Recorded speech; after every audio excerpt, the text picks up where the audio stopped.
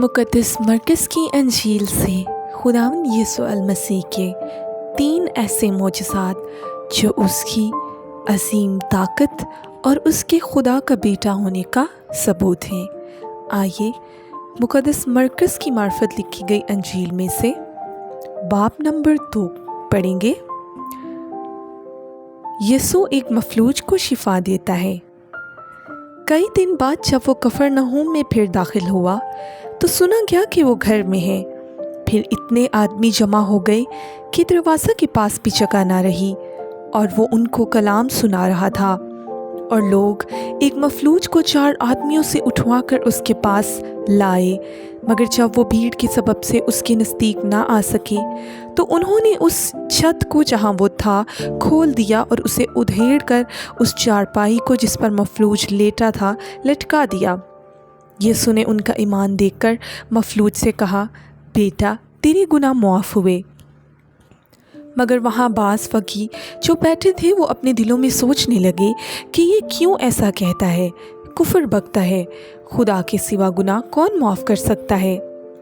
और फिर यीशु ने अपनी रूह से मालूम करके कि वो अपने दिलों में यूँ सोचते हैं, उनसे कहा, तुम क्यों अपने दिलों में ये बातें सोचते हो? आसान क्या है मफलूज से ये कहना कि तेरे गुनाह मुआफ़ हुए, या ये कहना कि उठ और अपनी चारपाई उठाकर चल फिर। लेकिन इसलिए कि तुम जानो कि इब्ने आदम को ज़मीन पर गुनाह मुआफ़ करने का इख्तियार है। उसने उस मफलूज से कहा, मैं तुझसे कहता हूँ, उठ अपनी चारपाई उठा कर अपने घर चला जा। और वो उठा और फिर चारपाई उठाकर उन सब के सामने बाहर चला गया। चनाचा वो सब हैरान हो गए और खुदा की तमजीद करके कहने लगे, हमने ऐसा कभी नहीं देखा। अजीज़ों, ये खूबसूरत सा वाक़या हमें ये याद दिलाता है कि खुदावंद यीशु एक वक्त में ही खुदा और इंसान की खूबियाँ रखे हुए थे। उन्होंने उसे मुआफ़ भी किया और शिफा भी दी। बेशक वो खुदा का बेटा है। मुक़द्दस मरकज़ की अंजील से 3 बाब की पहली आयत से तलावत करेंगे। और वो इबादत खाना में फिर दाखिल हुआ और वहाँ एक आदमी था जिसका हाथ सूखा हुआ था, और वो उसकी ताक में रहे कि अगर वो उसे सब्त के दिन अच्छा करे तो उस पर इल्ज़ाम लगाएं।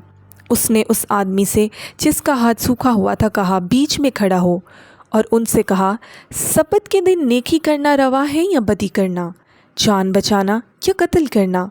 वो चुप रह गए। उसने उनकी सख्त दिली के सबब से गमगीन होकर और चारों तरफ उन पर गुस्सा से नज़र करके उस आदमी से कहा, अपना हाथ बढ़ा। उसने बढ़ा दिया और उसका हाथ दुरुस्त हो गया।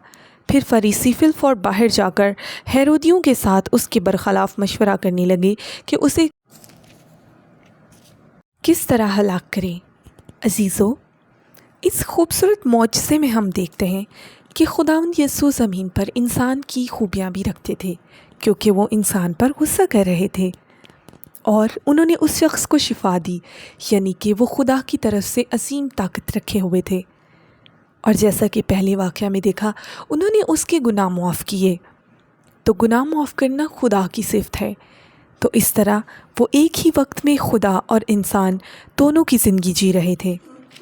मुक़द्दस मरकज़ की मार्फत लिखी गया अंजीली बयान उसका 5वां बाब और उसकी पहली आयत से तलावत करेंगे। और वो झील के पार ग्रासीनियों के इलाका में पहुँचे, और जब वो कश्ती से उतरा तो फिलफौर एक आदमी जिसमें नापाक रूह थी कब्रों से निकलकर उससे मिला। वो कब्रों में रहा करता था और अब कोई उसे जंजीरों से भी ना बांध सकता था, क्योंकि वो बार बार बेड़ियों और जंजीरों से बांधा गया था। लेकिन उसने जंजीरों को तोड़ा और बेड़ियों को टुकड़े टुकड़े किया था, और कोई उसे काबू में ना ला सकता था। और वो हमेशा रात दिन कब्रों और पहाड़ों में चिल्लाता और अपने तई पत्थरों से ज़ख्मी करता था। वो यीशु को दूर से देखकर दौड़ा और उसे सजदा किया और बड़ी आवाज़ से चिल्लाकर कहा, ए यीशु, खुदा ताला के फ़र्जंद, मुझे तुझसे क्या काम? तुझे खुदा की कसम देता हूँ, मुझे अज़ाब में ना डाल। क्योंकि उसने उससे कहा था, ए नापाक रूह, इस आदमी में से निकल आ। फिर उसने उससे पूछा, तेरा नाम क्या है? उसने उससे कहा, मेरा नाम लश्कर है, क्योंकि हम बहुत हैं। फिर उसने उसकी बहुत मिन्नत की कि हमें इस इलाका से बाहर ना भेज, اور وہاں پہاڑ پر سوروں کا ایک بڑا غول چر رہا تھا۔ بس انہوں نے اس کی منت کر کے کہا کہ ہم کو ان سوروں میں بھیج دے تاکہ ہم ان میں داخل ہوں۔